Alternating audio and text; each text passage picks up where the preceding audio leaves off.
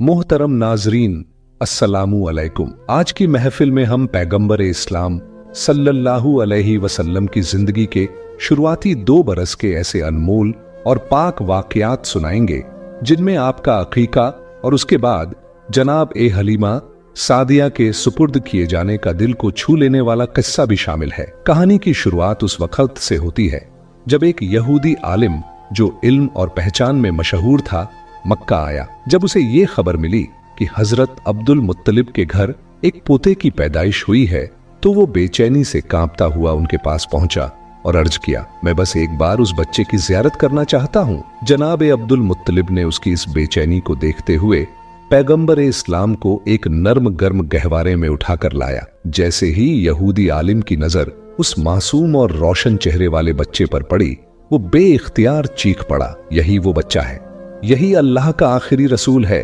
और इसकी आमद के साथ बनी इजराइल से नुबुव्वत का सिलसिला खत्म हो गया। मक्का के लोग जो पहले से ही हजरत अब्दुल मुत्तलिब से मन में जलन रखते थे, ये देखकर और भी हैरान रह गए कि जो काहिन आता है वो इन्हीं के दरवाजे पर आता है, जो राहिब आता है वही इन्हें खुशखबरी सुनाता है, और जो भी आता है इनके ही बारे में पेशीन गोई करके चला जाता है। लोगों के दिलों में जनाब अब्दुल मुत्तलिब और इस बच्चे के लिए हसद की आग भड़कने लगी। मक्का की सरजमीन पर सैकड़ों बच्चे पैदा हुए, मगर किसी के बारे में ऐसी बातें कभी न सुनी गईं। ये हसद जो पैदाइश के पहले लम्हे से शुरू हुआ, आगे चलकर मजहबी दुश्मनी में बदलने वाला था। यहूदी आलिम फिर पुकार उठा, मैंने इस बच्चे को पहचान लिया है, मैं इसी की तलाश में मक्का आया था। जनाब अब्दुल मुत्तलिब जो दीन इब्राहिमी पर कायम थे और कई राजों से वाकिफ थे, ये सुनकर फौरन बच्चे को वापस घर ले गए और उसे छुपा दिया। 4 दिन तक पैगंबर इस्लाम को पोशीदा रखा गया,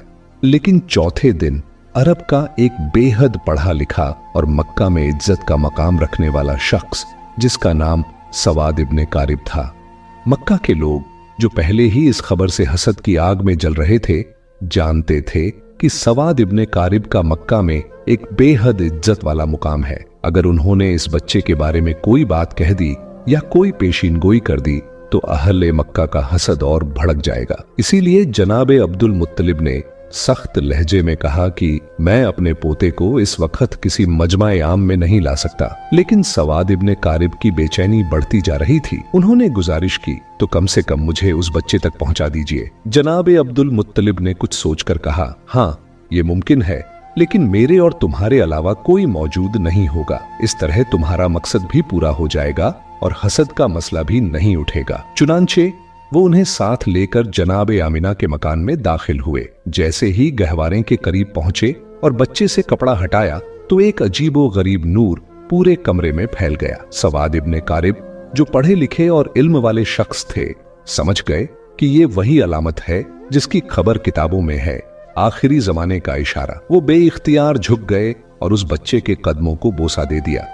फिर जनाब अब्दुल मुत्तलिब से मुखातिब होकर कहा, आप गवाह रहिएगा, मैं इस बच्चे पर अभी से ईमान ला रहा हूँ। मुझे मालूम है कि मैं उस वक्त तक जिंदा नहीं रहूंगा जब ये बच्चा ऐलान रिसालत करेगा, मगर मैं आज ही गवाही देता हूँ कि ये अल्लाह का आखिरी रसूल है। इस तरह बनु हाशिम के घर वालों के अलावा पैगंबर इस्लाम की पैदाइश के बाद सबसे पहले ईमान लाने वाले शख्स सवाद इब्ने कारिब साबित हुए। ये वाकया हुजूर अकरम सल्लल्लाहु अलैहि वसल्लम की पैदाइश के चौथे दिन का है। फिर 7वें दिन हजरत अब्दुल मुत्तलिब ने अपने पोते का अकीका किया और पूरे मक्का के लोगों को दावत ए अकीका में बुलाया। लेकिन उस वक्त से ही कुछ लोग हजरत अब्दुल मुत्तलिब के दुश्मन बन चुके थे और दिल ही दिल में सोच रहे थे कि अगर ये बच्चा बड़ा हो गया और इसने ऐलान ए नुबुव्वत कर दिया तो हमारे लिए तो बस तबाही ही तबाही है। इन हालात में रब ए करीम की मसलहत यही थी कि पैगंबर इस्लाम को कुछ अरसा मक्का की सरजमीन से ओझल रखा गया,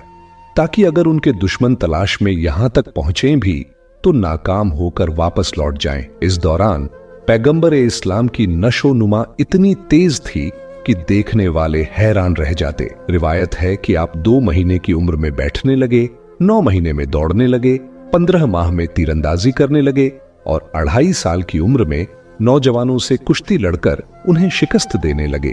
ये तेजी एक तरफ तो नुबुव्वत थी और दूसरी तरफ अल्लाह की छुपी हुई मसलहत भी। ताकि अगर कोई दुश्मन ये सोचकर ढूंढे कि पिछले साल 12 रबीउल अव्वल को पैदा होने वाला बच्चा अभी 1 साल का होगा और बस चलना सीखा होगा, तो हुजूर को देखकर शायद नजरअंदाज कर दे। इसके साथ साथ अजीबो गरीब वाकयात भी पेश आते रहे।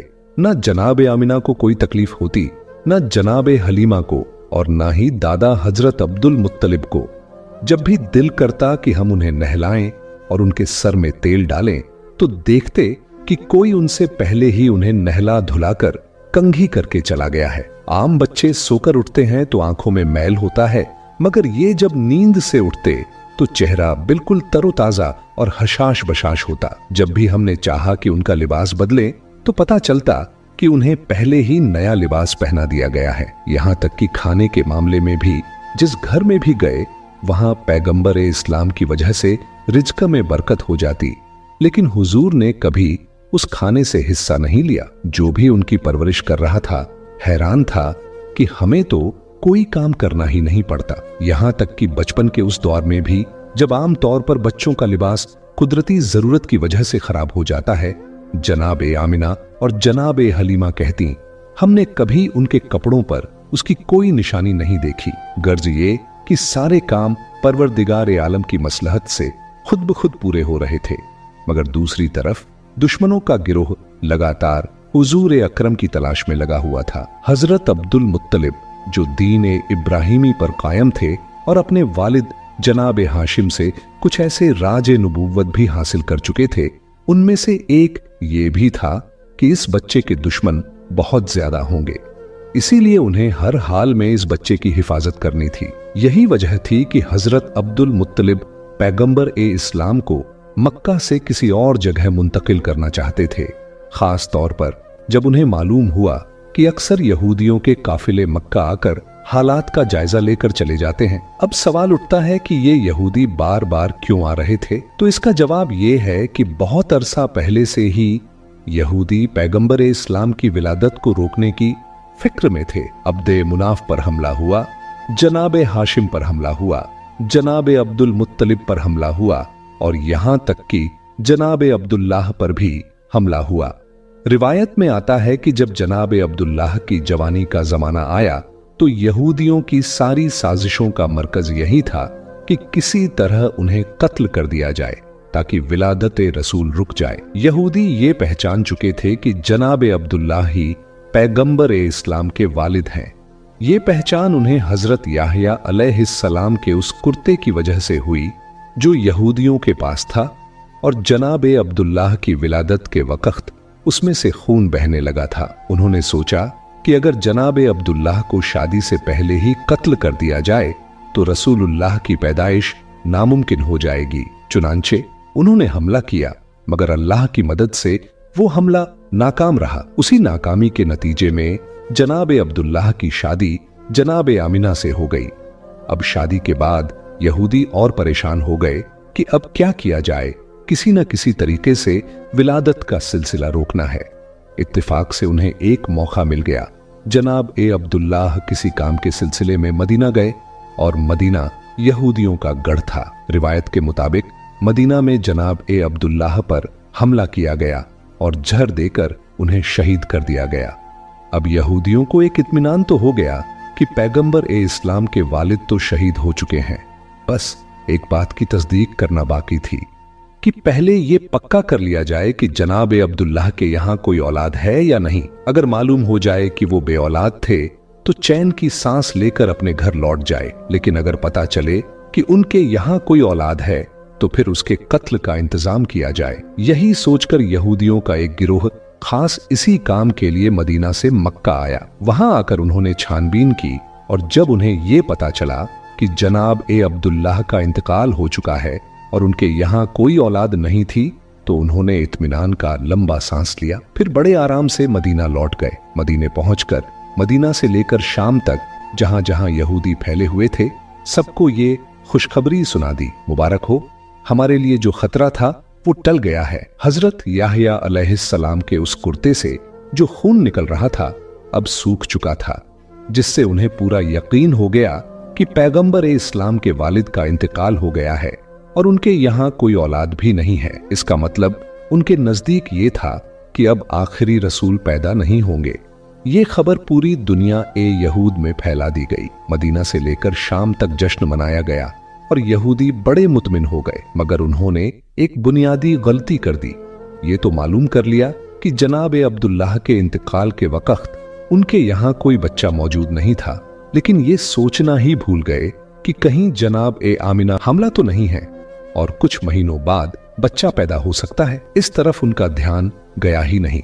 लिहाजा इत्मीनान से अपने घर लौट गए कि जनाब अब्दुल्लाह के यहाँ कोई औलाद नहीं है। लेकिन जब 12 रबीउल अव्वल को अजीबो गरीब वाकयात पेश आए तो आम लोगों को तो इसकी पूरी खबर न थी, मगर यहूदी उल्मा परेशान हो गए, क्योंकि उन्होंने अपनी किताबों में पढ़ा था कि ये सारे वाकयात उसी जमाने में होंगे जब आखिरी रसूल की विलादत होगी। अब वो हैरान थे, ये कैसे हो गया? आखिरी रसूल कैसे पैदा हो गए, जबकि हम तो पूरे यकीन के साथ उनके वालिद को कत्ल कर चुके हैं। हजरत याहया के कुर्ते ने भी गवाही दी थी कि वही वालिद हैं, और ये भी हम जान चुके थे कि उनके यहाँ कोई औलाद नहीं थी। तो फिर ये रसूल कहां से आ गए? उनकी किताब में तो साफ लिखा था कि आखिरी रसूल अब्दुल्लाह के यहाँ पैदा होंगे और उनके साथ अजीबो गरीब निशानियां वाक़े होंगी। अब वो उलझन और हैरत में डूब गए। अब्दुल्लाह के यहाँ तो रसूल पैदा नहीं हुए, और अगर किसी और के यहाँ पैदा हुए हैं तो ये हमारी किताब के बिल्कुल बरक्स है। फौरन एक गिरोह तैयार किया गया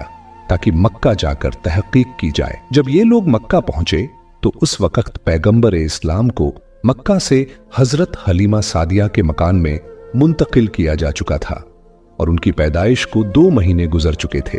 अब ये यहूदी परेशान होकर तलाश करने लगे कि कौन सा बच्चा ऐसा है जो 2 माह पहले पैदा हुआ हो, मगर कोई भी बच्चा नजर नहीं आ रहा था। किसी से पूछना भी मुमकिन नहीं था, क्योंकि मक्का में ये यहूदी 2 बार पहले साजिश कर चुके थे। एक बार जनाब अब्दुल्लाह पर हमला और उसके बाद जनाब आमिना के बारे में तहकीक। इसलिए अब मक्का वाले होशियार हो चुके थे, खास तौर पर बनु हाशिम का खानदान, जो इन पर सख्त नजर रखे हुए था। यहूदियों का कोई गिरोह किसी से खुलकर सवाल नहीं कर सकता था। बस एक एक घर पर नजर रखते, काबा में देखते, बाप की गोद में देखते, मगर कोई 2 महीने का बच्चा कहीं नजर नहीं आता। नाकाम होकर वापस लौट जाते, फिर कभी आते कभी जाते और बार बार तहकीक करते, मगर हर बार नाकाम रहते, क्योंकि उस वक्त पैगंबर इस्लाम मक्का से बाहर थे। हाँ, जब पैगंबर इस्लाम की उम्र 4.5 साल हो गई और वो मक्का में मुकीम स्थायी हो गए, तो उस जमाने में भी यहूदियों का एक गिरोह मक्का आया हुआ था। उनकी नजर जैसे ही इस नौजवान पर पड़ी तो दंग रह गए। ये नौजवान जो अपने दादा और चाचा के साथ चल रहा था, उसके चलने का अंदाज, बात करने का तरीका बिल्कुल वही था जो उनकी किताबों में आखिरी रसूल के लिए लिखा हुआ था। उसके सर पर बादल साया किए हुए था। वो जिस दरख्त के करीब से गुजरता उसकी शाख झुक जाती, जिस पत्थर के पास जाता पत्थर कलाम करने लगता, और वो जिस तरफ भी जाता अगर राह में कोई रुकावट होती तो रुकावट खुद ब खुद हट जाती।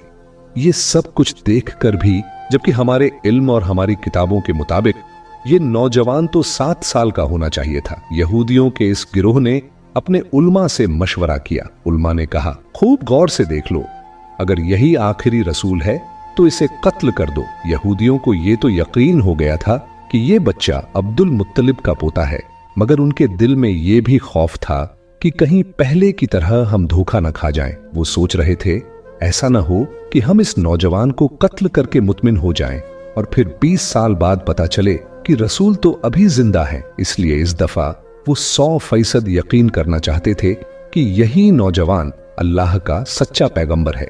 उनकी किताबों में लिखा था और उन्हें इस बात का पूरा इल्म था कि जो भी अल्लाह का रसूल होगा, चाहे पहला हो या आखिरी, लुकमा ए हराम उसके हलक से नीचे नहीं उतर सकता, बल्कि हलक क्या, उसके होंठों तक भी नहीं पहुंच सकता। हराम के अलावा रिज्क ए मुश्तबह, यानी ऐसा रिज्क जिसका साफ पता न हो कि हलाल है या हराम, वो भी रसूल के होंठों को नहीं छू सकता। चुनांचे उन्होंने एक अजीब मंसूबा बनाया। मक्का में एक बेवा औरत रहती थी जिसका नाम जुबैदा था।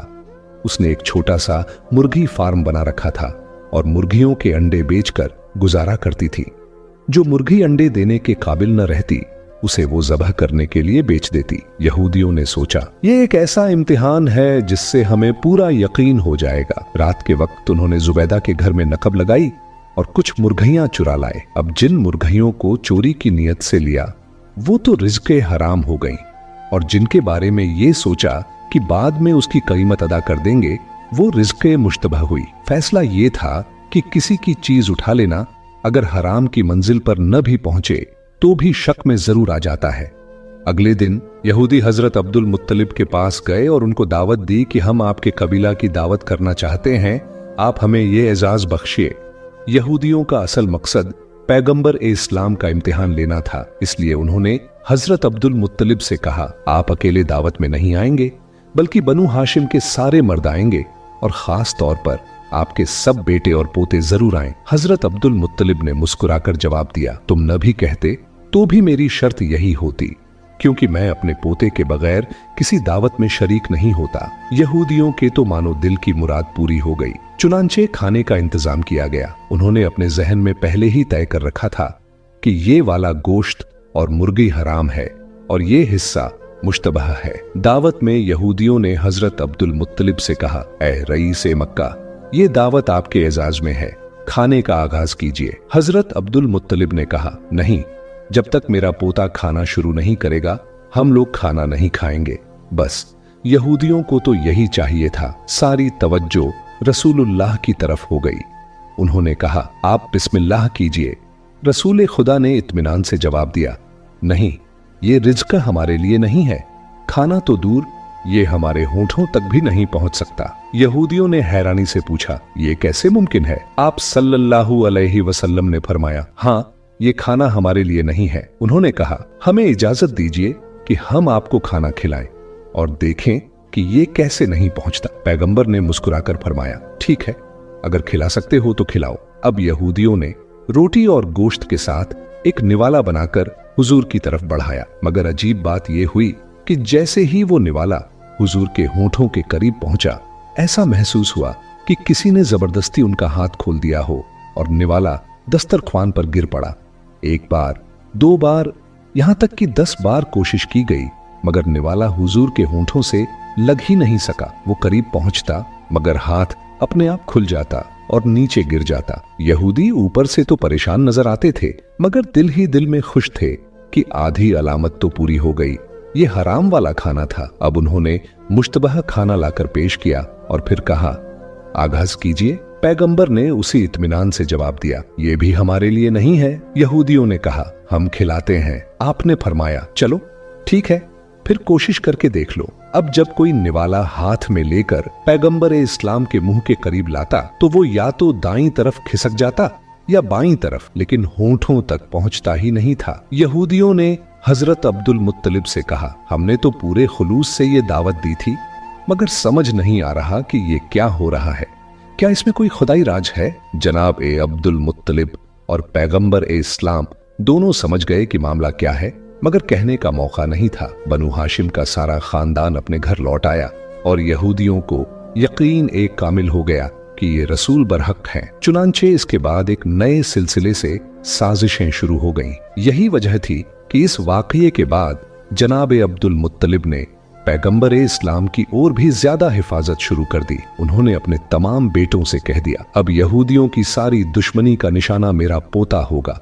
खबरदार, घर के किसी काम से भी इसे बाहर मत भेजना। इससे पहले हजरत अब्दुल मुत्तलिब भेड़ बकरियां और ऊंट चराने के लिए हुजूर को बाहर भेज देते थे, लेकिन अब सख्त हुक्म जारी कर दिया गया कि आज के बाद कोई मेरे पोते को घर से बाहर न भेजे। इसी वजह से इस वाक़ये के 1 साल बाद जब हजरत अब्दुल मुत्तलिब का आखिरी वक्त करीब आया तो उन्होंने अपने सारे बेटों को बुलाया और नसीहत की मैं इस दुनिया से जा रहा हूं, अपने बारे में मुझे कुछ नहीं कहना। मेरी सारी नसीहत मेरे पोते के बारे में है, अपनी जान देकर भी इसकी हिफाजत करना। बहरहाल यहूदियों की तमाम साजिशों के बावजूद अल्लाह ताला ने इस मौके पर भी अपने रसूल को महफूज रखा। अब लौटते हैं रसूल अकरम की बचपन की जिंदगी की तरफ। इस्लाम में इस बारे में इख्तिलाफ है कि पैगंबर इस्लाम की विलादत के बाद शुरुआती दिनों में आपको दूध किसने पिलाया। एक रिवायत के मुताबिक विलादत के फौरन बाद पहले 8 दिन तक सुवैबा नामी खातून ने आपको दूध पिलाया। सुवैबा आपके एक चचा अब्बू लहब की कनीज थीं। रिवायत में आता है कि अब्बू लहब ने सिर्फ इस खुशी में कि उसकी कनीज ने उसके भतीजे को दूध पिलाया, उसे आजाद कर दिया। जब पैगंबर इस्लाम की विलादत हुई, उस वक्त अब्बू लहब आपकी मुखालिफत में नहीं था, क्योंकि उस वक्त उसकी शादी नहीं हुई थी। बाद में आपकी मुखालिफत करने का एक बड़ा सबब उसकी बीवी भी बनी। खानदान ने बनु उमैया में शादी के बाद अब्बू लहब ने अपने खानदान को छोड़कर अपने ससुराल का साथ दे दिया। दूसरी रिवायत के मुताबिक पैगंबर इस्लाम को बीबी हलीमा सादिया के सुपुर्द करने से पहले चंद दिन तक दूध हजरत आमिना ने ही पिलाया था। इसके बाद आपको बीबी हलीमा सादिया के हवाले कर दिया गया, जिन्होंने शरीयत के हुक्म के मुताबिक 2 साल तक आपको दूध पिलाया। रिवायत में आता है कि जब हलीमा सादिया ने आपको दूध पिलाया, उस वक्त वो दीन इब्राहिमी पर थीं और उसी वक्त दीन इब्राहिमी ही बरहक दीन था। चुनांचे उस पर ईमान रखने वाला अल्लाह के दीन पर अमल करने वाला माना जाता था। यानी कोई ये ऐतराज नहीं कर सकता कि किसी मुशरिक या काफिर ने पैगंबर इस्लाम को दूध पिलाया था। पैगंबर इस्लाम की विलादत से पहले का 1 साल पूरे अरब और मक्का वालों के लिए एक बड़ी परेशानी का साल था। बारिशें कम हुई थीं, जिसकी वजह से गल्ला अनाज बहुत कम पैदा हुआ। मक्का वाले भी परेशान थे और मक्का के बाहर वाले भी। मगर जिस साल पैगंबर इस्लाम की विलादत हुई, मक्का इंतहाई खुशहाल हो गया। लेकिन मक्का के बाहर अब भी कहत पड़ा हुआ था, जिसकी वजह से आसपास के कबीलों से लोग रोजगार की तलाश में मक्का आ रहे थे। जहां एक तरफ मक्का में कहत नहीं था और गल्ला कसरत के साथ मौजूद था, वहीं दूसरी तरफ एक नई परेशानी खड़ी हो गई। उसी जमाने में मक्का में एक वबाई बीमारी फैल गई थी। खास तौर पर बच्चे उसकी लपेट में बहुत जल्दी आ रहे थे। ये बीमारी एक घर से दूसरे और दूसरे से तीसरे घर में फैल रही थी। तो ये 2 बड़े सबब पैगंबर अकरम की विलादत के फौरन बाद पहले ही हफ्ते में पेश आ गए। पैगंबर अकरम को परवरदिगार आलम ने हर मुसीबत और परेशानी से महफूज रखा था, मगर वालिदा तो परेशान होंगी ही। दूसरी तरफ मक्का के बाहर से जो लोग रोजगार की तलाश में आ रहे थे, उनकी मदद करना भी जरूरी था। और तीसरी और अहम बात, जैसा कि पहले जिक्र हो चुका है, कि यहूदी जासूस बार बार मक्का आ रहे थे ताकि मालूम कर सकें कि आखिरी रसूल पैदा हुए हैं या नहीं। इन हालात में जितनी जल्दी रसूलुल्लाह को मक्के से बाहर मुंतकिल कर दिया जाए, उतना ही बेहतर है जाहिरी हिफाजत के लिए। अगरचे अल्लाह ताला खुलेआम भी अपने रसूल की हिफाजत करने पर कादिर है, मगर गैब में ले जाने में भी एक हिकमत और मसलहत है। 7वें दिन रसूलुल्लाह सल्लल्लाहु अलैहि वसल्लम का अकीका किया गया। अकीके वाले दिन सुबह के वक्त जनाब आमिना अपने बिस्तर पर लेटी थीं कि यकायक एक बशारत हुई। जनाब आमिना, जो रसूलुल्लाह सल्लल्लाहु अलैहि वसल्लम की वालिदा थीं और दीन इब्राहिमी पर थीं, इतना समझती थीं कि बशारत किस चीज को कहते हैं और यह आवाज कहां से आ रही है। इस बशारत में उन्हें बताया गया कि अपने बच्चे को उस औरत के हवाले करना है जिसका नाम हलीमा सादिया है। अकीके के अगले दिन यानी विलादत के 8वें दिन रसूलुल्लाह को मक्के से मुंतकिल किया जाना था। जैसा कि पहले जिक्र हुआ, उस वक्त मक्का से बाहर शदीद कहत साली फैली हुई थी। मगर अगर कहत ना भी होता, तब भी अरबों का एक पुराना रिवाज था कि साल में 2 बार, एक बार मौसम बहार सर्दी के बाद और एक बार मौसम खिजां गर्मी के बाद, देहात की औरतें मक्के आती थीं। ये औरतें मक्के के घर घर जाकर अमीरों, सरदारों और साहिबाने दौलत के दरवाजे पर कहती, अगर आपके घर में कोई बच्चा है तो हमें दे दीजिए, हम उसकी परवरिश करेंगे, दूध पिलाएंगे और जो उजरत तय हो वो लेंगे।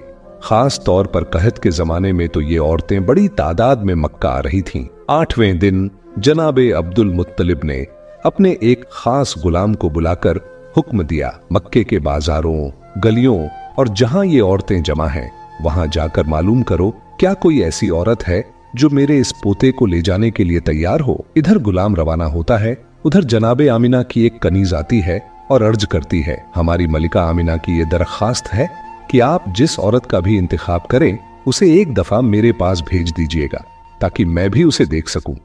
कबीला बनी सद अरब का एक बड़ा कबीला था। हलीमा का ताल्लुक उसी कबीले से था। इसी वजह से उनका नाम हलीमा सादिया मशहूर हुआ। जनाबे हलीमा सादिया कहती हैं, हम लोग अपने रिवाज के मुताबिक साल में 2 बार मक्का जाते थे। वहां के अमीर और सरदारों के बच्चों को अपने साथ लाते, उन्हें दूध पिलाते और परवरिश करते। इस बार हमें जल्दी थी क्योंकि हमारे इलाके में कहत शदीद से शदीद होता जा रहा था। सोचा कि चले मक्का पहुंचेंगे तो शायद किसी साहिबे दौलत का बच्चा मिल जाए। हलीमा सादिया कहती हैं, हम लोग अपने कबीले के दस्तूर के मुताबिक साल में 2 दफा मक्के जाया करते थे और मक्का पहुंचने के बाद वहां के साहिबान दौलत और सरदारों के बच्चों को लेकर आते थे ताकि उनकी परवरिश करें, दूध पिलाएं और उसकी एवज में कुछ आमदनी हो जाए। इस साल हमें जाने की खासी जल्दी थी क्योंकि हमारे इलाके में कहत शदीद से शदीद होता जा रहा था। सोचा कि अगर जल्दी पहुंचे तो शायद किसी साहिबे दौलत का या सरदार का बच्चा मिल जाए और हमारी परेशानी कुछ कम हो जाए। चुनांचे हमारा काफिला रवाना हुआ। पूरा कबीला एक साथ चल पड़ा। इस कबीले के मर्द और औरत सबका पेशा एक जैसा था। सब साथ साथ सफर कर रहे थे। हलीमा सादिया कहती हैं, मैं इस पूरे सफर में बेहद परेशान रही क्योंकि मेरी सवारी एक गद्दी थी जो बीमार थी, उससे चला नहीं जा रहा था और वो बड़ी सुस्त रफ्तार से चल रही थी। मुझे शर्म आ रही थी क्योंकि मेरी वजह से पूरा कबीला धीमा चल रहा था। कबीले के लोग आपस में ऐसे जुड़े हुए होते हैं कि कोई किसी को छोड़कर आगे नहीं बढ़ सकता, मगर फिर भी सबके चेहरों से पता चल रहा था कि सब जल्दी मक्का पहुंचना चाहते हैं ताकि किसी बच्चे को लेकर कुछ कमाई हो सके। अब कोई मुंह से तो कुछ नहीं कहता, मगर मैं महसूस कर रही थी कि सब मेरे बीमार जानवर की वजह से परेशान हैं। 3 बड़ी परेशानी मेरे साथ थीं। पहली, मेरी गद्दी बीमार थी और चल नहीं पा रही थी। दूसरी, घर में खाने का इंतजाम बहुत कम था। हमारे पास सिर्फ एक ऊंटनी थी जिसके दूध से हम अपना गुजारा करते थे, मगर अब ऊंटनी भी बीमार थी और उसका दूध भी बहुत कम हो गया था।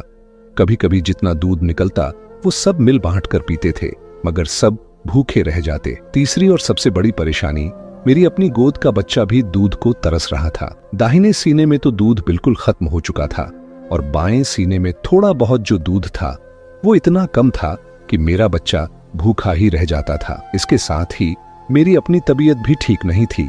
कहत, भूख, बीमारी सबने मुझे बहुत परेशान कर रखा था। हम चल तो रहे थे मगर हर कदम मुसीबतों से घिरा हुआ था। न सवारी ठीक, न दूध, न खाना, हर तरफ तंगी, तकलीफ और भूख थी। मगर अल्हम्दुलिल्लाह आहिस्ता आहिस्ता चलते हुए हम मक्के में दाखिल हो गए। मक्के में दाखिल होने के बाद मुझे अपनी सवारी के जानवर की, अपनी ऊंटनी की और खुद अपनी भी फिक्र सताने लगी। मैं सोच रही थी कि अगर मैंने किसी बच्चे को गोद लिया तो सबसे पहला सवाल देने वाला यही करेगा कि क्या मेरा बच्चा पेट भरकर गिरजा पाएगा या नहीं। और मेरी हालत तो ये है कि मैं तो अपनी औलाद तक को दूध नहीं पिला पा रही।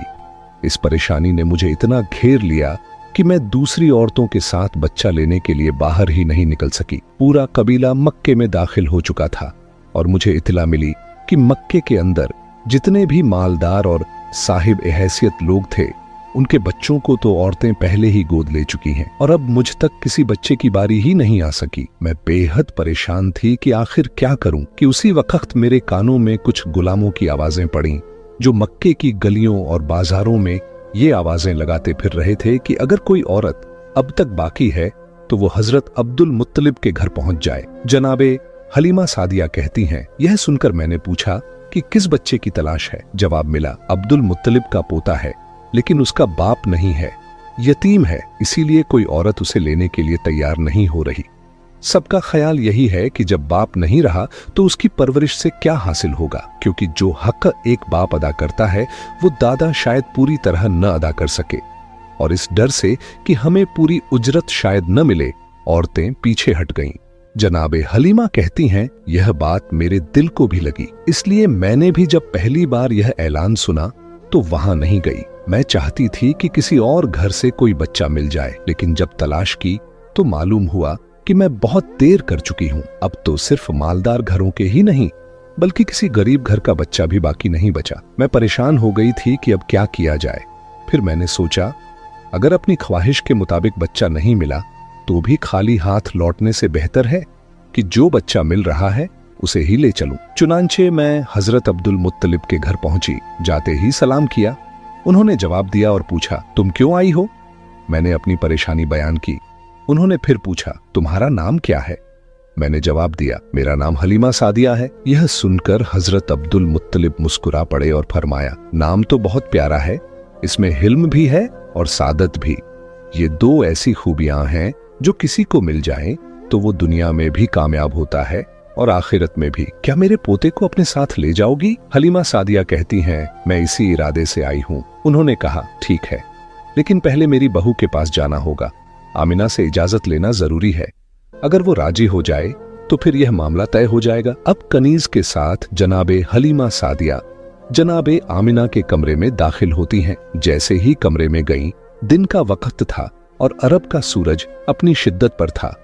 आमतौर पर वहां बादल होते ही नहीं, मगर कमरे में दाखिल होकर देखा तो ये क्या, कमरा किसी अजीब रोशनी से भर गया है। हलीमा हैरान होकर पूछती है, आप दिन के वक्त भी चिराग जलाकर रखती हैं क्या?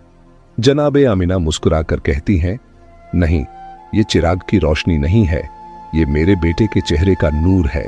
जब से ये इस कमरे में आया है, इस कमरे में हर वक्त रोशनी रहती है। जनाबे हलीमा सादिया कहती हैं, मैं तो दिल बुझाकर आई थी, सिर्फ इसलिए कि कोई बच्चा नहीं मिल रहा था, मगर जब ये जुमला सुना तो खुद ब खुद दिल खिंचता चला गया। बच्चे पर निगाह पड़ी तो एक अजीब मोहब्बत सी दिल में पैदा हो गई। जनाबे आमिना ने मेरा नाम पूछा।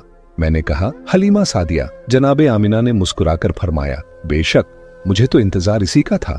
अब ये बच्चा तुम्हारे सुपुर्द है, इसकी हिफाजत करना। जनाबे हलीमा सादिया पैगंबर इस्लाम सल्लल्लाहु अलैहि वसल्लम को गोद में लेकर बाहर आईं। वहां हजरत अब्दुल मुत्तलिब मौजूद थे।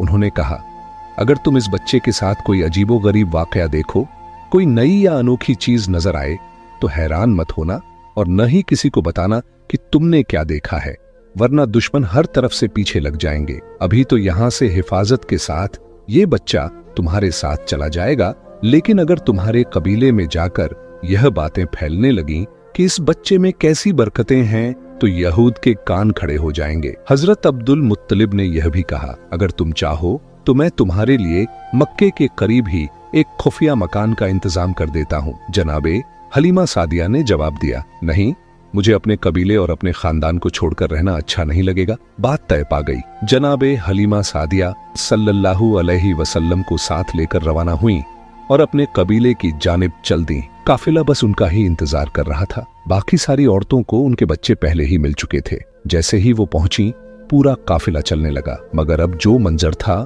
वो सबको हैरान कर गया। आते वक्त सब लोग हलीमा सादिया की बीमारी और उनके सुस्त गद्दी से परेशान थे, मगर अब वापसी पर हर कोई देख रहा है कि उनकी वही गद्दी इतनी तेज रफ्तार से दौड़ रही है कि काफिले के तेज तर्रार घोड़े भी पीछे छूट गए हैं। हलीमा सादिया के लिए अब जानवर को रोकना मुश्किल हो रहा है, जबकि आते वक्त उसे चलाना मुश्किल था। कभी 2 कदम चलती और फिर थक कर रुक जाती, मगर अब मंजिल पर पहुंचने से पहले ही दौड़ रही है। जनाबे हलीमा यह देखकर हैरान और परेशान कि ये कुछ देर में कैसा मोर्चा पेश आ गया। फिर जब दोपहर का वक्त आया और खाना खाने का वक्त हुआ, तो अगला अजीब मंजर सामने आया। वो ऊंटनी जिसके थन से इतना भी दूध नहीं निकलता था, एक आदमी पेट भर के भी ना पी सके, इतना दूध उस ऊंटनी के थन से निकल रहा था कि पूरे कबीले में सबको पिलाया गया और फिर भी दूध खत्म नहीं हो रहा था।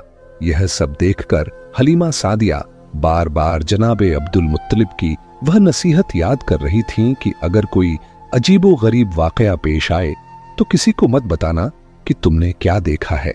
इस बच्चे के दुश्मन बहुत ज्यादा हैं। जनाबे हलीमा अपने जानवर पर सवार चल रही थीं, मगर अब तक खुद यह तय नहीं कर पा रही थीं कि आखिर इन तमाम वाकयात का मतलब क्या है।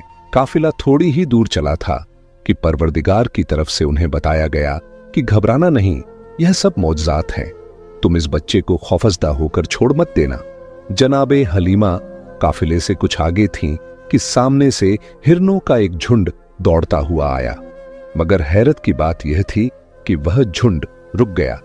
हिरन की फितरत के खिलाफ जो इंसानों को देखकर भाग जाता है, वो अब रुका खड़ा था।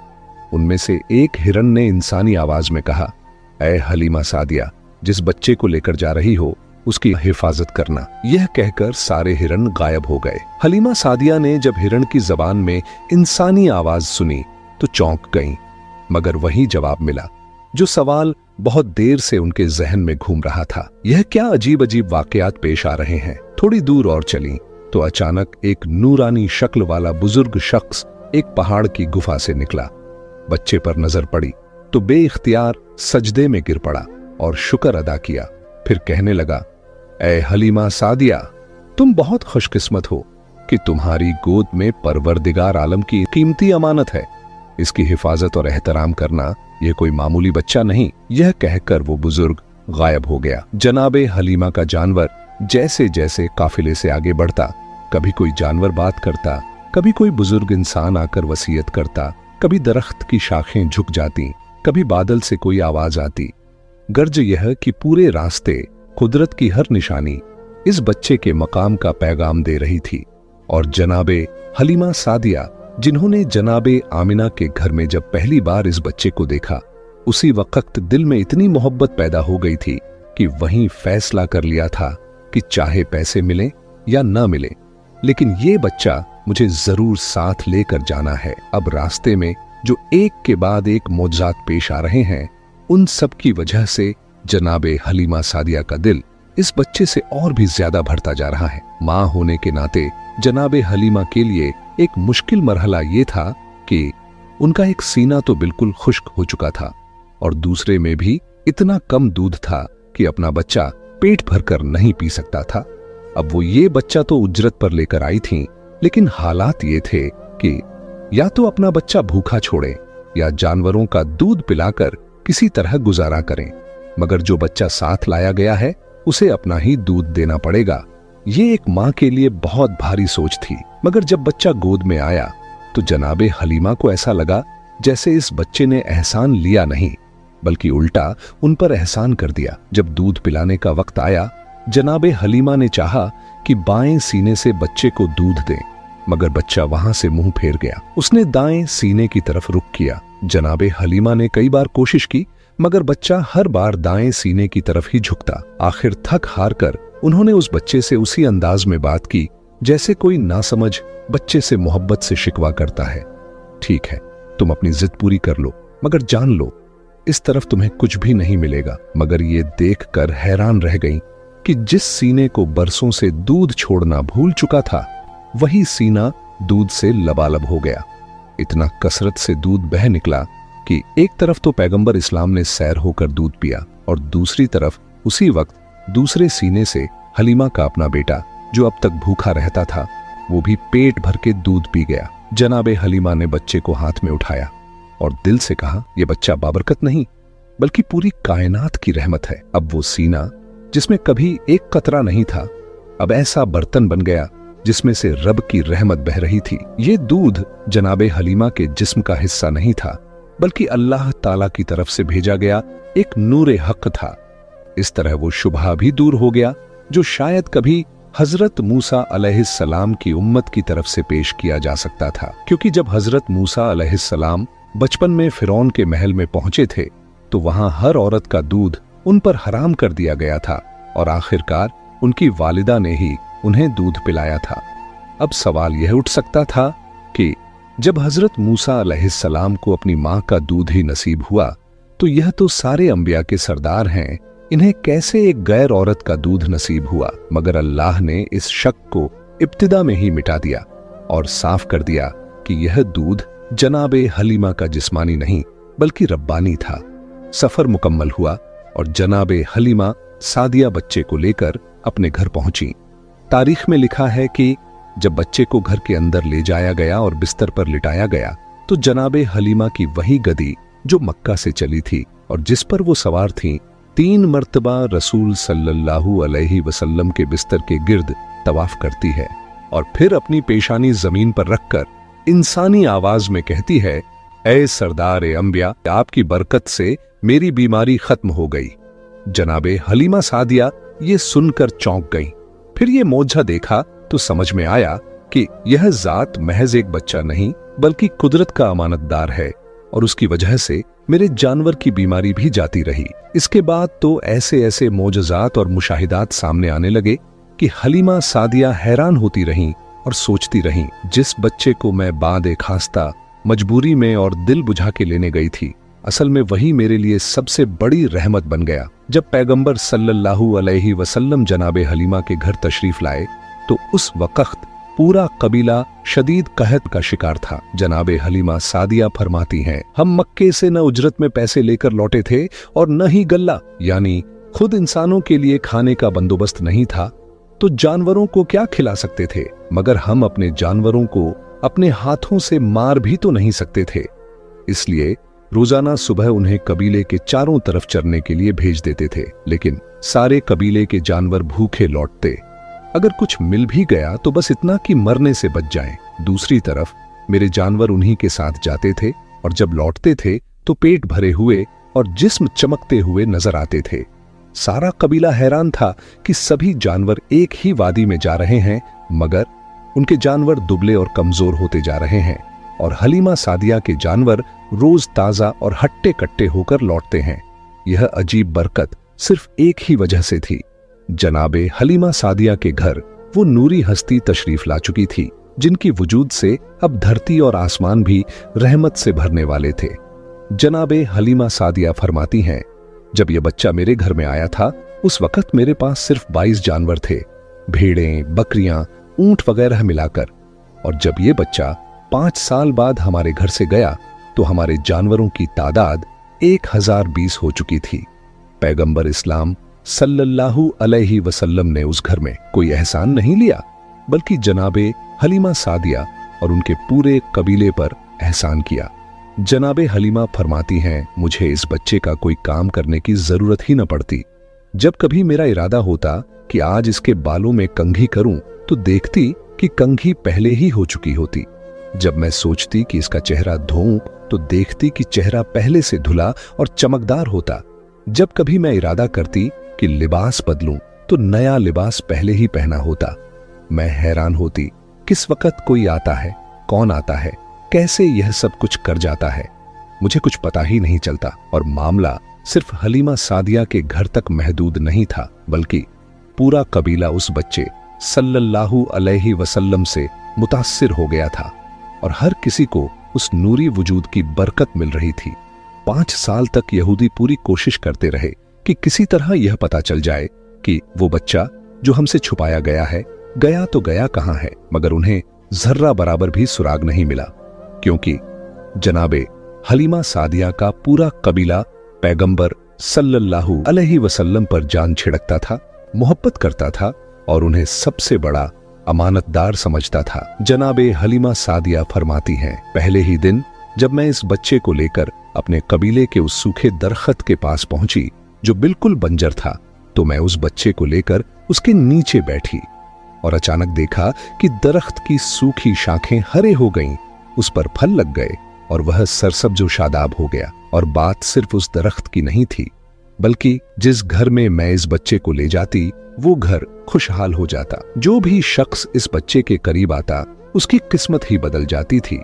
यहां तक कि हमारे कबीले की सबसे गरीब औरत, जिसका लक़्ब ही बन गया था उम्मुल मसाकीन, यानी मिस्कीनों की मां, क्योंकि वो सबसे ज्यादा मुफलिस और जरूरतमंद थी।